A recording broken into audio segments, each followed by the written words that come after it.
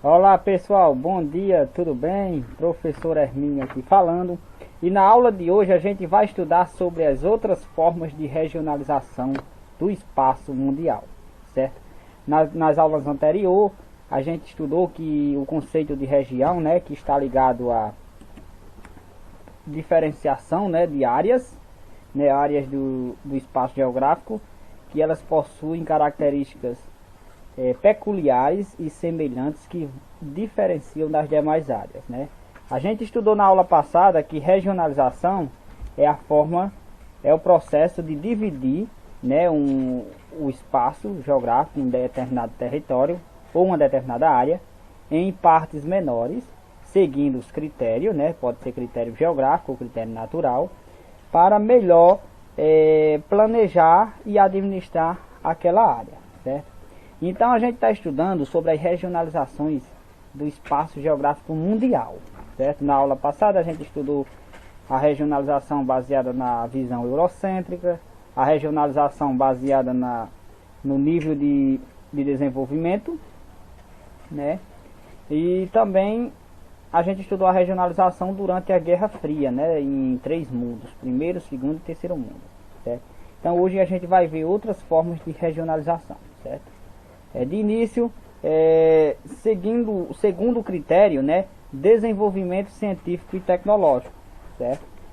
Uma das formas, né, também é um dos modos de regionalizar o espaço geográfico mundial, certo? E classificar os países de acordo com o desenvolvimento científico e tecnológico que acontece em determinado país, certo? Se vocês observar o mapa aqui, onde tem os principais polos de inovações tecnológicas, a gente observa que há uma concentração maior aqui na Europa Ocidental, onde tem os países mais industrializados e mais desenvolvidos. A gente observa que tem uma concentração também aqui no Canadá e Estados Unidos, né, principalmente Estados Unidos. Aqui no leste, no oeste da Ásia, né, com o Japão, destacando Japão, Coreia do Sul, Ásia, certo? Austrália também se destaca, certo? E alguns países emergentes, né, como por exemplo o Brasil, ó, mais aqui principalmente no eixo sudeste, né, a região ali de São Paulo, a África do Sul, Índia, entre outros, certo? Então esses são os principais polos de inovações tecnológicas do mundo, certo? Que são as principais áreas onde ela é resultado de grandes investimentos que são realizados em educação, investimentos na pesquisa, certo? Que traz como retorno, certo? Esse grande desenvolvimento científico e tecnológico. Outra forma de regionalizar o mundo é segundo o produto interno bruto, né? O PIB, né? O PIB, né? Nada mais é do que a soma do valor total de bens e serviços, né? Que os bens se destacam os produtos agropecuário, industrial e também da extração mineral, e os serviços, comércio, transporte e telecomunicações, que são produzidos por um país em um determinado período. Geralmente esse período é um ano, é uma duração de um ano, certo? Então a soma de tudo aquilo que é produzido dentro de um país, certo, num período de um ano, é chamado de PIB, certo? E aqui a gente observa a distribuição, né, em percentual, em percentagem, né, do PIB do mundo, certo, entre os países do mundo. Então a gente vê que o maior PIB do mundo é os Estados Unidos, né, 24,6%, seguido da China com 14,8%, né, e o Japão 6,5%, certo? Aí a Alemanha, Reino Unido, França e assim por diante. Isso no ano de 2016, certo?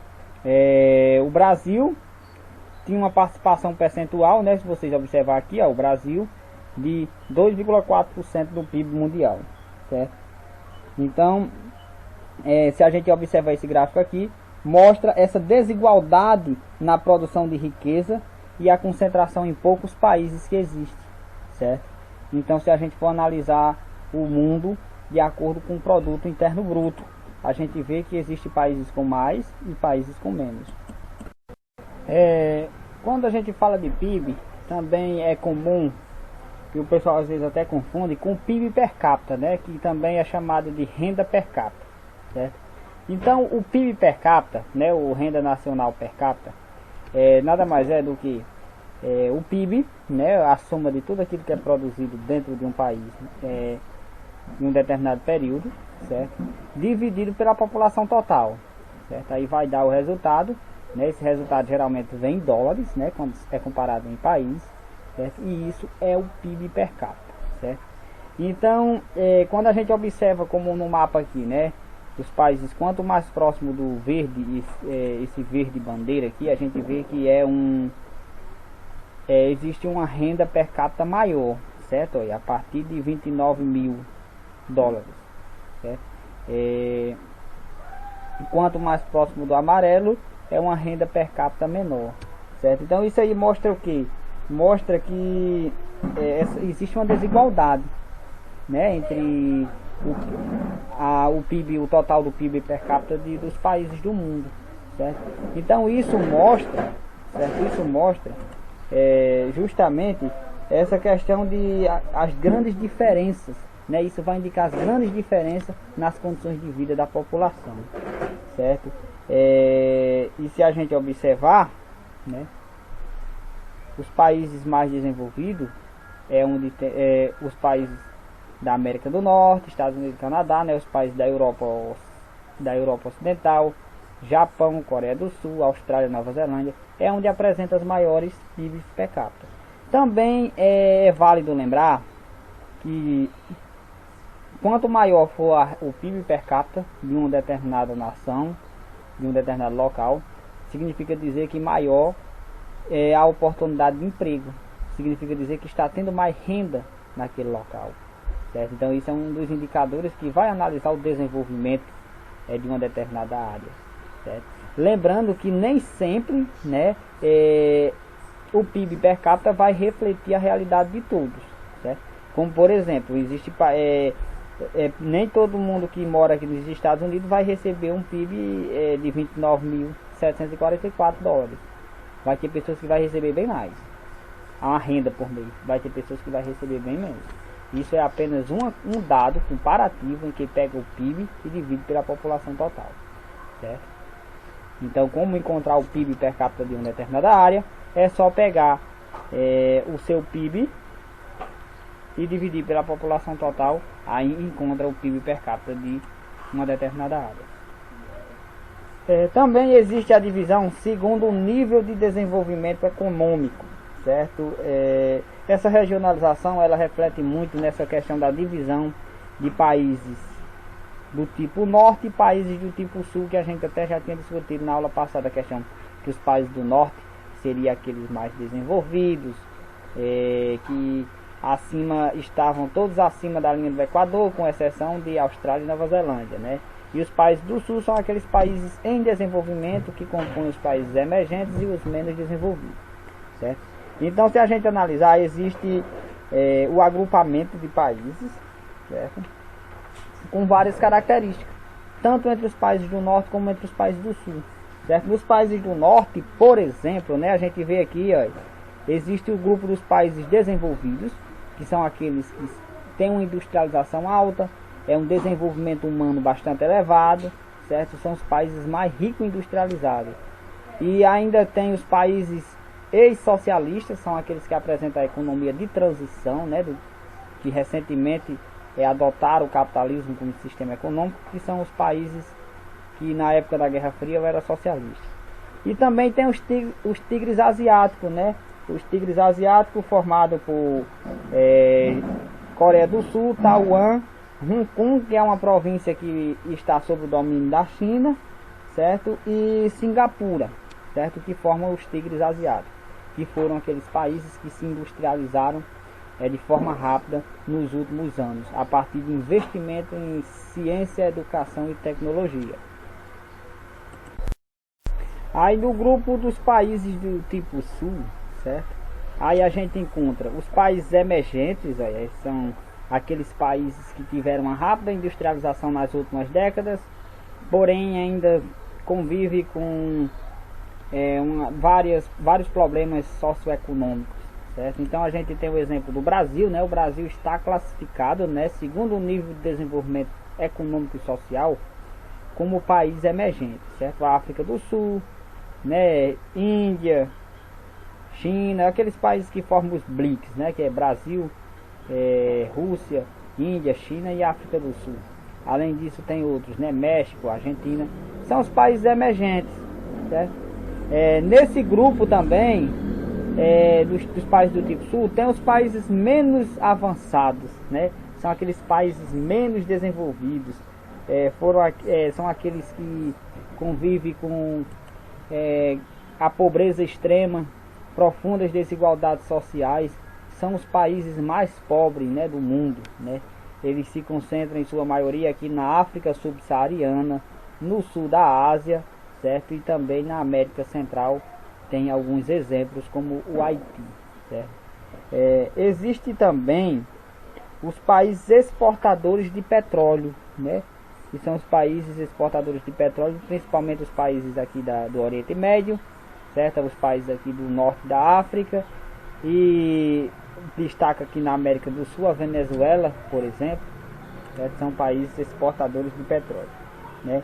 E também existem os países que são considerados de transição intermediária, certo? São esses países aqui, olha, aqui na África tem alguns, tem outros aqui, que eles estão entre os países menos avançados e os países emergentes, certo?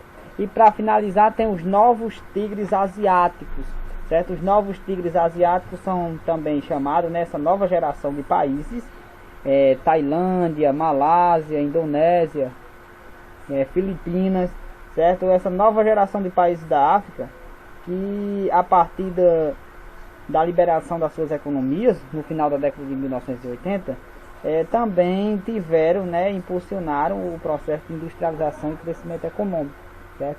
Ainda não alcançaram o mesmo estágio que os primeiros tigres asiáticos alcançaram, certo? Mas eles tiveram um desenvolvimento significativo na industrialização, certo? Então assim fica o mundo segundo esse critério de nível de desenvolvimento econômico e social, certo? Na próxima aula a gente vai estudar um pouco sobre o índice de desenvolvimento humano, certo? Que é um dos critérios que são utilizados para também regionalizar o mundo, certo? E aqui, para finalizar, a gente vê a relação entre o desenvolvimento econômico e o desenvolvimento científico e tecnológico. O desenvolvimento econômico e social, ele vai refletir no desenvolvimento científico e tecnológico e vice-versa, certo? Então, quanto melhor for a economia e melhor for os indicadores sociais de uma determinada nação, mais essa nação vai ter capacidade de desenvolver na ciência e tecnologia, certo? E quanto mais vai ter desenvolvimento na ciência e tecnologia, melhora mais cada vez o desenvolvimento econômico e social, certo? Então assim é uma relação, um ciclo, certo? Para o desenvolvimento econômico e social, ele vai ajudar o desenvolvimento científico e tecnológico, ao mesmo tempo que, à medida que aquela nação se desenvolve do ponto de vista científico e tecnológico, também vai trazer melhorias cada vez mais para a sua economia e para a sociedade, certo? Então fica a dica para esses países que querem se tornar desenvolvidos, né? Como é que faz, certo? Não é retirando recursos da educação, não é retirando recursos da ciência, da pesquisa, certo? Não é renegando a ciência que o país vai se tornar desenvolvido, certo? Não é entregando todas as matérias-primas aos países desenvolvidos que o país vai se tornar desenvolvido. A receita é bem básica aqui, certo? É só seguir. E com isso, pessoal, saudações, até a próxima aula.